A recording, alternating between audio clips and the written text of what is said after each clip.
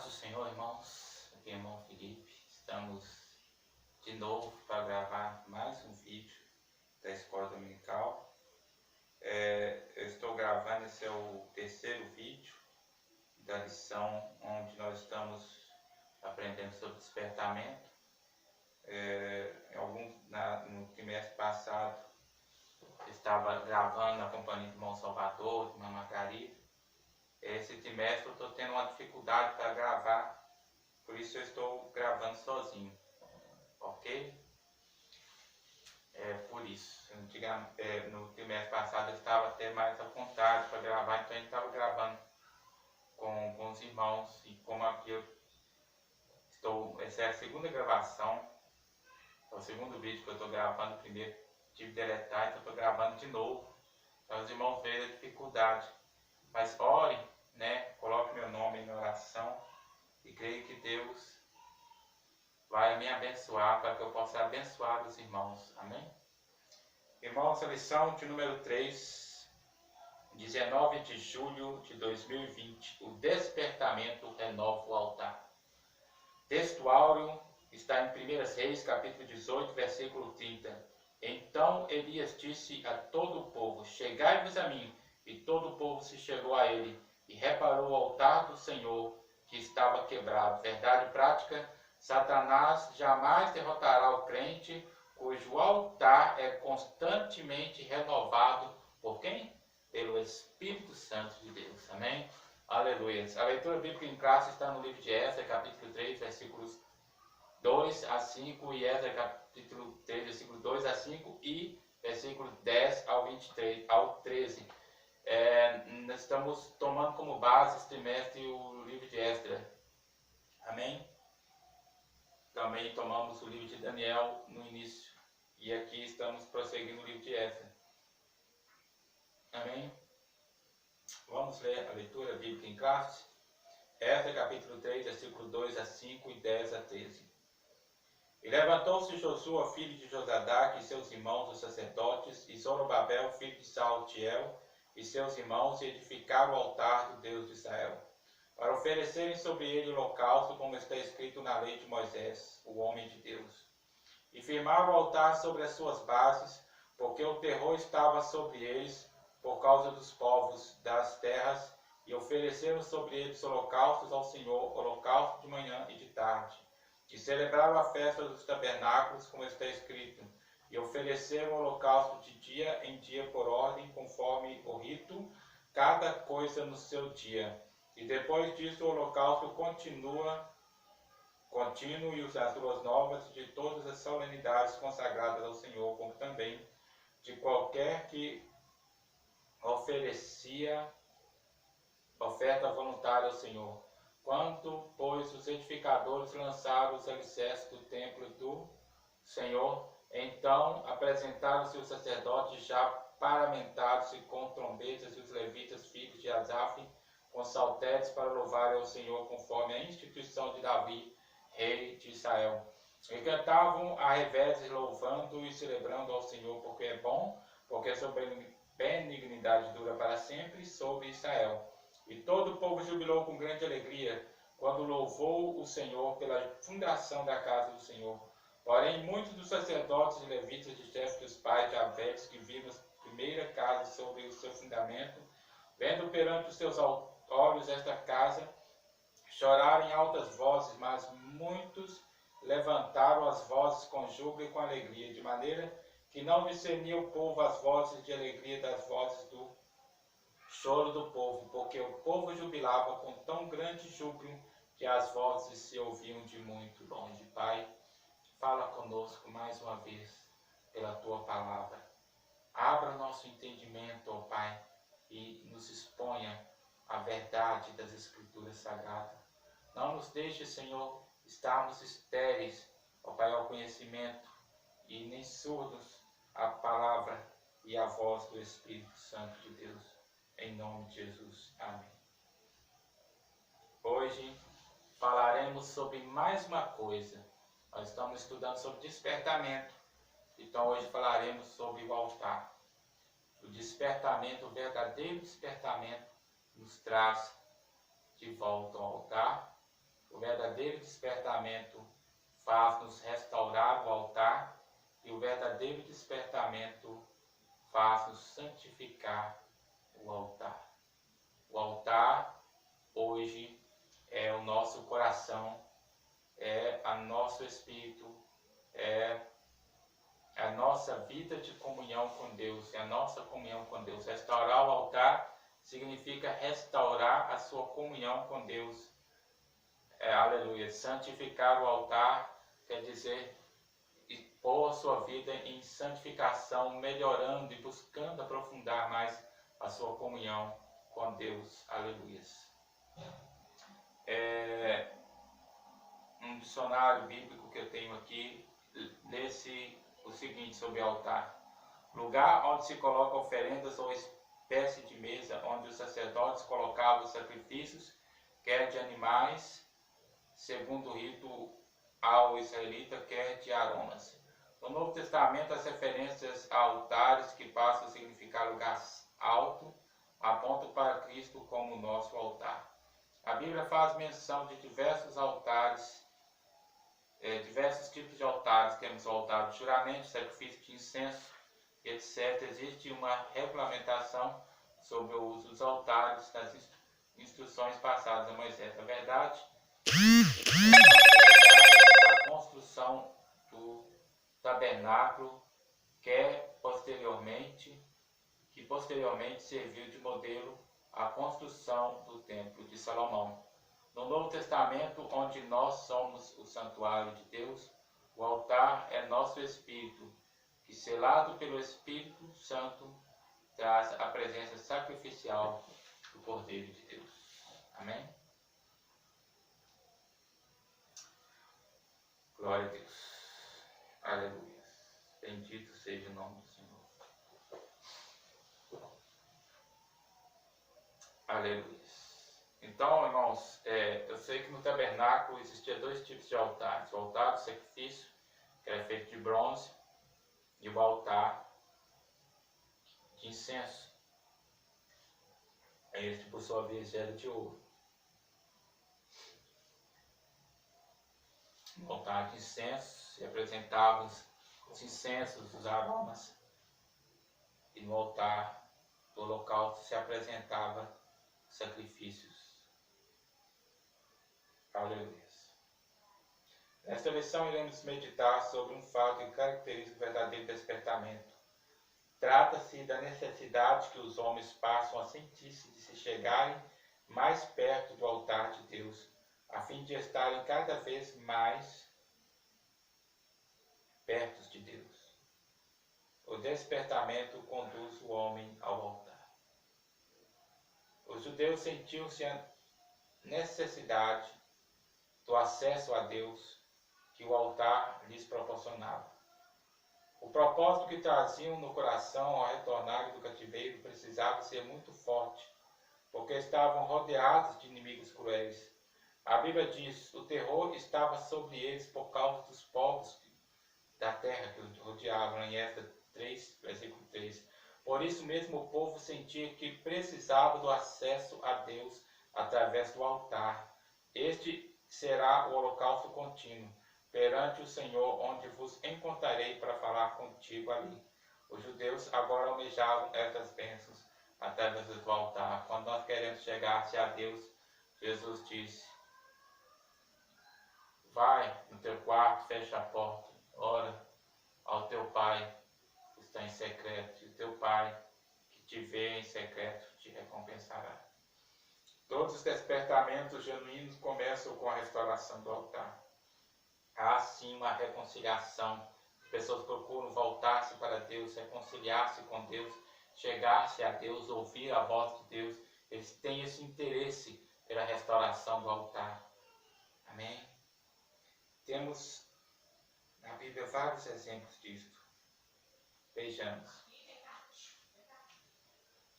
No tempo do profeta Elias, nos dias do rei Acabe, vê o texto em 1 Reis 18, 16 a 40, os irmãos podem estar acompanhando, lendo esse texto. No confronto com os profetas de Baal, a primeira coisa que Elias fez foi reparar o altar que estava quebrado. Depois sacrificou sobre ele e orou a Deus. O fogo desceu e o povo exclamou: só o Senhor é Deus, só o Senhor é Deus. Despertamento decorreu do concerto do altar. O povo de Israel estava cocheando entre dois pensamentos. Por um lado, eles criam que Deus é o Senhor, e eles não deixaram de crer nisso. Mas por outro, infelizmente, eles estavam abrindo um leque para crer que Baal também era um Deus. Isso é um mal do pluralismo que vigora nos dias atuais.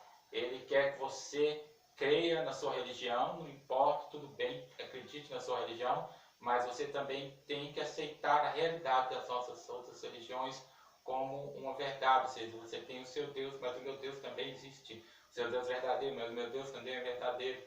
Daí eles querem trazer um relativismo religioso, um relativismo teológico, né? Quando na verdade Jesus já nos ensina diferente. Ele diz que você não pode servir a dois senhores, ou servir a um ou outro, porque se você servir a um, você poderá contrariar o outro, porque ambos querem coisas diferentes. Então não dá para a pessoa servir a Baal e servir a Deus, mas os israelitas queriam fazer isso. E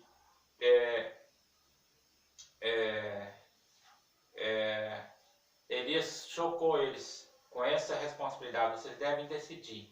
Ou vocês escolhem ao Deus verdadeiro, ou vocês escolhem adorar ao Senhor, ou vocês escolhem adorar a Baal. Se Baal é Deus, serviu. Se Jeová é Deus, serviu.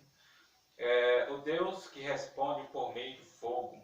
Né? Isso aqui eu estou lendo um comentário na Bíblia, no comentário bíblico MacArthur. Diz assim, lá no versículo 24, o Deus que responder por meio de fogo, esse será o Deus verdadeiro. Por que Elias fez esse desafio? Como seguidores de Baal acreditavam que ele controlava o trovão, os relâmpagos e as tempestades, os seguidores do Senhor declaravam a mesma coisa, que esse seria um teste justo para mostrar quem era Deus. Ou seja, o Senhor, nós somos seguidores de Deus, acreditamos que Deus controla tudo isso. Mas o povo que acreditava em Baal também acreditava que o Baal controlava tudo isso. Então, aí Deus, esse era um teste justo, porque somente o Deus verdadeiro poderia controlar isso. Então, Elias colocou eles em xeque através dessa crença deles. Aí no versículo 27 ele começou a zombar, porque eles começaram a clamar e viram que nada acontecia. E ele começou a zombar, talvez esteja dormindo, ou conversando com alguém, ou viajando, né? Aí ele falou que os mitos que cercavam Baal o retratavam como meditando sobre as ações a serem tomadas, lutar em uma guerra, viajar ou até morrer e voltar à vida. A aprovação sarcástica de Elias aos profetas de Baal tocou nessas crenças, né? Até sangrar, isso era um ato comum de autoflagelação que era feito pelos adoradores de Baal. A Bíblia, no entanto, proibiu que os adoradores do Senhor fizessem isso em suas adorações ou que fizessem isso. Essa proibição está lá em Levítico capítulo 19, versículo 28, e Deuteronômio capítulo 14, versículo 1. 12 pedras. Aí quando chegou a vez de Elias, né, depois que foi aquele show de horrores, né, dos profetas de Baal, aí Elias pegou 12 pedras e retificou o altar. O altar foi retificado. O verdadeiro despertamento não simplesmente nos traz ao altar de volta, mas ele leva-nos a retificar o altar. Lembra do primeiro amor, quando Deus chamou os Efésios, os crentes da igreja de Efésios, a voltarem ao primeiro amor. Ele disse: lembra-te de onde caíste. E Deus nos chama a voltar ao altar, a voltar àquele momento íntimo de comunhão com Deus, aquela comunhão perdida, e a restaurá-la. Aleluia. Glória a Deus. Aleluia. E restaurou o altar, 12 pedras simbolizando as 12 tribos de Israel. E eram pedras qualquer, não catou qualquer pedras, porque para fazer aquele altar tinham que ser pedras bem alinhadas, eles tinham que casar uma com as outras. Então foram muito bem escolhidas essas pedras. Ele teve um trabalho para elaborar o altar. Um trabalho que os profetas de Baal tiveram clamando e fazendo seus rituais, as suas danças. E foi o trabalho, foi o tempo que eles gastou para restaurar o altar.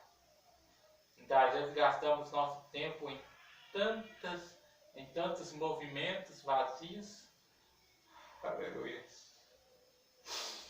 Mas não gastamos nosso tempo restaurando o altar. Movimentos que nem sempre são para o Deus verdadeiro, mas são para o Baal. Mas o que Deus quer, o Deus verdadeiro quer, é que restauremos o altar. Aleluia. Voltemos ao comentário bíblico. Outro exemplo de restauração do altar é do rei Ezequias. Quando o piedoso rei Ezequias assumiu o trono de Judá, já no primeiro ano do seu reinado, ele abriu as portas da casa do Senhor e as separou. Mandou purificar o templo, tirar fora toda a imundícia, purificar o altar do holocausto que havia sido substituído no reinado do seu antecessor Acás por um altar construído com modelo copiado de Damasco. Ele viajou para Damasco, lá viu um altar e mandou falar com o sacerdote: olha, tem um altar desse jeito em Damasco, eu gostei, eu quero que você faça um altar desse modelo para estar lá na casa de Deus. E aí, antes que ele chegasse lá, o sacerdote já tinha feito um altar já com o modelo que tinha produzido lá, reproduzido de Damasco. É um altar que certamente tinha símbolos idólatras, não é um altar santo, não foi um altar que Deus tinha separado, pelo contrário, ele pôs aquele altar e colocou o altar santo num local à parte, para outros sacrifícios menos importantes. Quando então o sacerdote, ou com menor importância, quando então os sacerdotes sacrificaram sobre o altar santificado, começou um novo cântico na casa de Deus, segundo as Crônicas 29, 27 a 28. O despertamento levou à separação ou à santificação do altar. Então, quando eles voltaram a sacrificar, eles não voltaram a sacrificar no altar de Acás, eles estavam sacrificando no altar de bronze novamente. Isso trouxe um renovo, aleluia. Quando os judeus voltaram do cativeiro, construíram o altar sobre as suas antigas bases, de modo como manda a lei. E sacrificaram holocaustos ao Senhor. A alegria foi grande entre os judeus, pois podiam de novo sacrificar a Deus e celebrar a festa dos tabernáculos. O culto a Deus havia recomeçado. Só pode recomeçar o culto a Deus depois que o altar é restaurado, que o altar é santificado. Oh, aleluia! Glória a Deus. Segundo tópico, Cristo, o centro da nossa comunhão com Deus. Passou-se o tempo da velha aliança, chegou ao tempo da nova aliança. Agora o nosso altar não é mais um altar de bronze, nem um altar de ouro, ou nem um altar de pedras. Agora o nosso altar é um altar de comunhão com Deus, é um altar, é o nosso espírito, é o nosso coração, é a nossa comunhão com Deus. No tempo do Antigo Testamento, o altar era o ponto central do culto a Deus. No tempo do Novo Testamento, o sacrifício de Jesus no Gólgota é o grande acontecimento para o qual o altar apontava profeticamente. Paulo escreveu à igreja em Corinto: primeiramente, vos entreguei o que também recebi, que Cristo morreu por nossos pecados segundo as Escrituras. 1 Coríntios 15, 3. Escreveu ainda: porque nada me propus saber entre vós, senão a Jesus Cristo e este crucificado. 1 Coríntios 2, 2. Aleluia. O tema do nosso altar e a palavra fiel e o modelo do que existe no nosso altar é Jesus. Jesus é o Cordeiro de Deus, onde foi oferecido. Ele é o grande tema, o grande coisa que é apresentada no altar, é uma grande coisa que é exibida no altar. Aqui abre um leque para falar que há uma diferença entre altar e púlpito.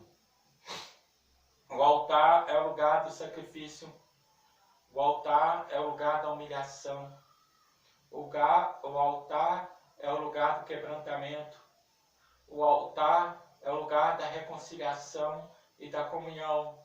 O altar é lugar dos sacerdotes. O púlpito é local de exibição, é local do arauto e é local de liderança. O púlpito não é altar. Altar é uma coisa, o púlpito é outra. O púlpito é local de exibição. Ali se exibe, se mostra, se apresenta alguma coisa, né? Tanto pode ser positiva, quanto pode ser negativa. Pode ser positiva. Você pode estar ali apresentando Jesus através da pregação do Evangelho, através de hinos santos. Você pode estar ali exibindo a Cristo, que é o que deve ser exibido. Ou você pode estar ali exibindo o homem, exibindo a carne, exibindo pecados. O púlpito é local de liderança. Ali está o rei. Ali está o líder. O sacerdote só está no púlpito quando ele está na condição de líder. Mas quando ele está na condição de sacerdote, como eu dizia antes do vídeo ser cortado, o sacerdote só está no púlpito quando ele está em condição de liderança. Mas quando ele não está em condição de liderança, o local do sacerdote é no altar. O púlpito é local, por ser local de liderança, por ser local de exibição. O púlpito é local de direção, é onde se dá as direções do que se deve fazer.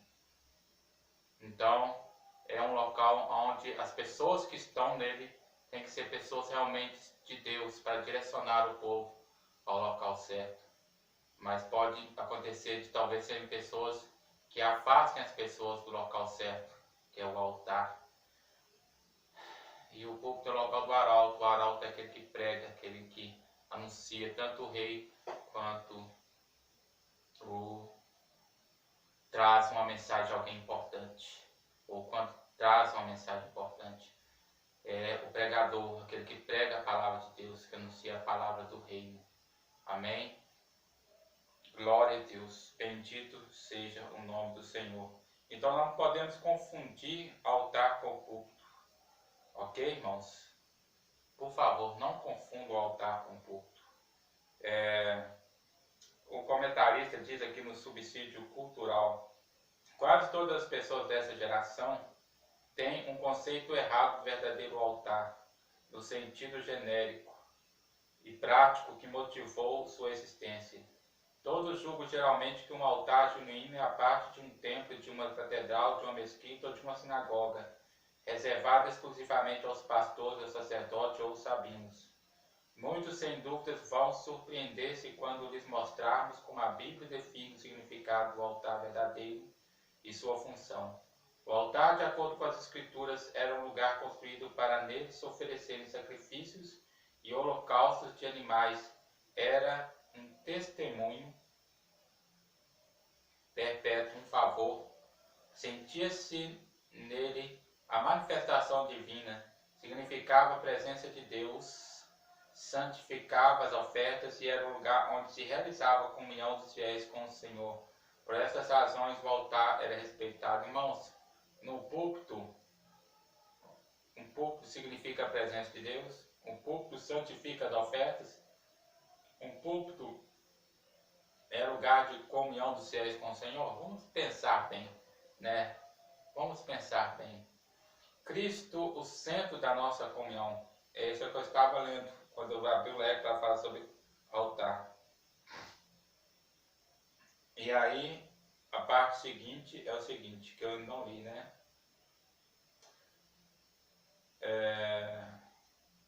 Todas as coisas, aí, para que em tudo Jesus tenha a preeminência, para vós, os que credes, é preciosa, a pedra principal da esquina. Tudo isto porque Jesus, pela sua morte expiatória, ganhou a redenção para todo mundo. Então, irmão, não confunda púlpito com altar, porque Cristo é que tem que ter a preeminência. Cristo no púlpito é o que deve ser exibido. Cristo no púlpito é o que deve estar na frente da liderança. Que Cristo no púlpito é o que deve estar na boca do arauto. Mas Cristo é aquilo que o altar traz para nós, porque é no altar de Deus é que Cristo foi sacrificado para que o seu sangue pudesse purificar os nossos pecados. Toda a Trindade atuou ativamente na morte expiatória de Jesus. O Pai Celestial, antes da fundação do mundo, o Pai planejou a obra redentora com o sacrifício de seu Filho. Obrigado, Jesus. Na consumação dos séculos enviou seu Filho. O Pai participou diretamente do drama do Gólgota. Cristo, o Filho de Deus, entregou-se a si mesmo em oferta e sacrifício. Ele levou nossos pecados sobre o madeiro e padeceu para levar-nos a Deus. O Espírito Santo ajudou o Filho a vencer todos os obstáculos que se levantaram contra ele, até chegar à cruz. Foi pelo Espírito que Jesus ofereceu a si mesmo imaculado a Deus. Jesus fazia tudo na unção e na direção do Espírito Santo. Ele não fazia isso de si mesmo, mas fazia isso na direção e na unção do Espírito Santo. A Bíblia deixa claro isso para nós, que ele fazia cheio do Espírito Santo, porque ele estava aqui em condição de servo. Por isso ele submetia tudo-se à direção do Espírito. E ele nos dá exemplo para que nós possamos fazer a mesma coisa. Porque o Espírito Santo é que nos guia pelo caminho de toda a verdade, e que nos leva a uma vida de santificação, e nos leva a uma vida de comunhão, ou seja, a uma vida no altar. O Espírito Santo quer, pelo despertamento, mostrar aos homens a grande vitória de Jesus no Gólgota.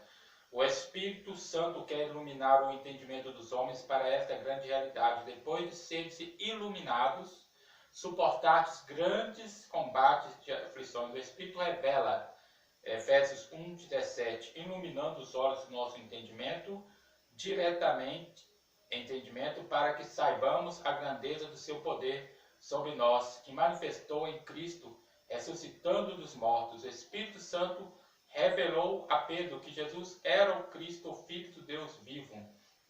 Aleluia! Não foi a obra da carne, não foi a carne nem o sangue que te revelou, Pedro, mas meu Pai que está no céu. Aleluia! Glória a Deus. Aleluia! Cristo e este crucificados. Glória a Deus. Aleluia. Podemos... Glória a Deus.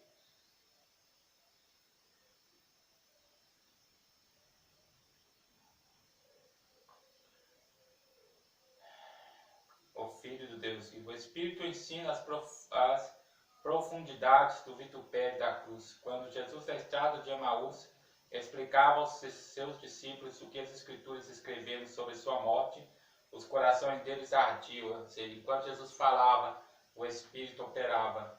Enquanto você lê a palavra e ministra a palavra, o Espírito Santo opera. Em Lucas 24, 32 a 45, o Espírito explica o verdadeiro caminho, o verdadeiro significado da morte de Jesus na cruz, sob o infinito alcance do brado. Está consumado. Deus confirmou esta palavra de seu Filho, fazendo rasgar o véu do alto a baixo, mostrando à humanidade um novo e vivo caminho que havia sido possível pelo véu, isto é, pela carne de Jesus.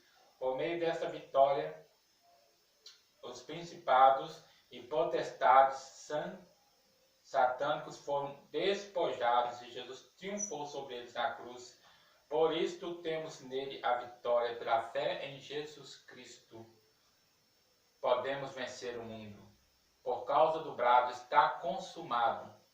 A justiça de Cristo agora é oferecida gratuitamente àqueles que creem em Jesus. O Espírito penetra todas as coisas, 1 Coríntios 2:10. A luz da glória de Cristo revelada na cruz é uma luz que tudo manifesta. Quando esta luz ilumina o painel da nossa consciência, como aconteceu com o profeta Isaías, sentimos o grande peso dos nossos pecados. Pelo Espírito Santo somos despertados e levados ao arrependimento. Só o Espírito Santo ele produz isso, irmãos. O Espírito Santo ensina, explica, revela. O Espírito Santo penetra todas as coisas. O Espírito Santo conduz-nos ao caminho, como Jesus disse. Ele leva-nos a toda a verdade. Ele é o Espírito de santificação, é o Espírito de consolação. É este Espírito Santo que nós precisamos na nossa vida. Aleluia. Para nos conduzir de volta ao altar, para nos ajudar a restaurar o altar, para, aleluia, nos ajudar a santificar o altar da nossa comunhão com Deus. Cuidado com as imitações. Tópico 3. Alguns dizem que nem todos os despertamentos de hoje têm as características que são mencionadas nesta lição. Concordamos plenamente. Já no tempo dos apóstolos, havia movimentos que realmente tinham alguma aparência de sabedoria em devoção voluntária e humilde, e humildade, e em disciplina do corpo, mas não são valor algum, não tem valor algum, senão para a satisfação da carne. É muito movimento que quer imitar o movimento do Espírito Santo, movimentos que querem fazer as pessoas chorar, se quebrantar, se converter, mas tudo por técnica humana, por obra da carne, tudo por indução. O Espírito Santo não trabalha por indução humana, por técnica da carne. Não é uma sugestão, não é uma técnica psíquica, é simplesmente o poder da palavra.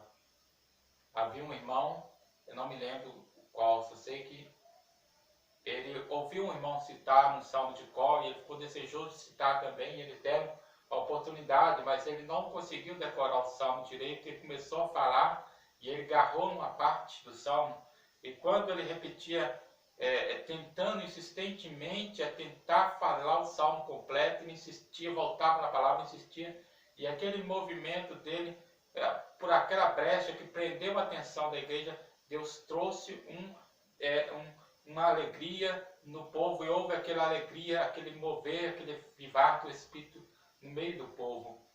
Ou seja, não houve técnica, não houve movimento, não houve luzes, não houve música, houve apenas a unção.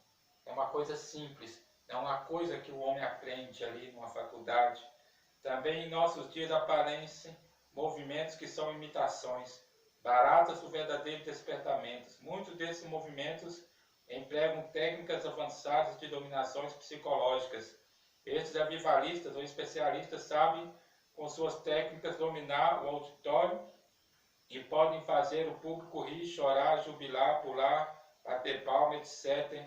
Sabe até imitar o batismo no Espírito Santo, ensinando o povo a falar em línguas. São, porém, experiências sem nenhum poder e sem a menor reverência. Qualquer um pode ensinar o outro a falar em língua estranha, né?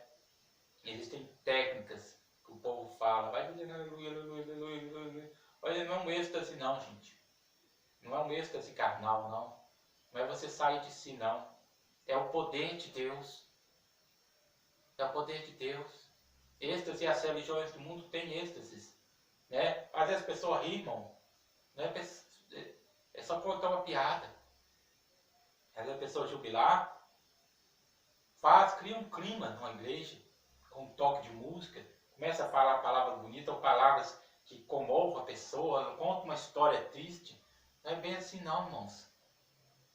O mover de Deus não é por técnicas humanas. Você está pegando uma pregação simples, seca, sem nada para te ajudar. E de repente Deus toca e entra profundamente nas vidas e traz um quebrantamento, uma libertação. Porque não é por técnica humana, não é pela vontade da carne, nem pela vontade do homem, mas é pela vontade do Espírito de Deus. Amém? Uma de nossas igrejas, no exemplo que ele deu aqui, sentiu-se obrigado a orientar os irmãos acerca de um movimento que faz de suas reuniões shows com apresentações de cantores evangélicos. Nesses shows dominam aplausos, vaias, gritos, assobios, bebidas alcoólicas, jovens dançando e se requebrando de modo até mesmo sexual. Enquanto os hinos estão sendo entoados, cuidado, esse tipo de imitação pode fazer com que a glória de Deus se afaste. O Espírito Santo se entristece. É que os homens não estão buscando, eles estão buscando a carne. Todo movimento feito sem que o Espírito Santo esteja na direção não pode prosperar. É como a tartaruga deitada de costa. Movimenta os pés, mas fica no mesmo lugar. Mantenhamos o Espírito Santo na direção. Então veremos cumprir-se a palavra que diz: vão indo de força em força. Salmo 84, versículo 7. Glória a Deus. Amém, irmãos? Estamos encerrando aqui a nossa lição e creio que foi uma bênção para você. Está sendo uma bênção, né? Amém? Fiquem na paz do Senhor. Que a graça de nosso Senhor Jesus Cristo, a paz de Deus, a comunhão do Espírito Santo seja na sua vida. Continue orando por nós, para que Deus possa nos dar sempre essa oportunidade de estar ministrando os corações dos irmãos. A paz do Senhor.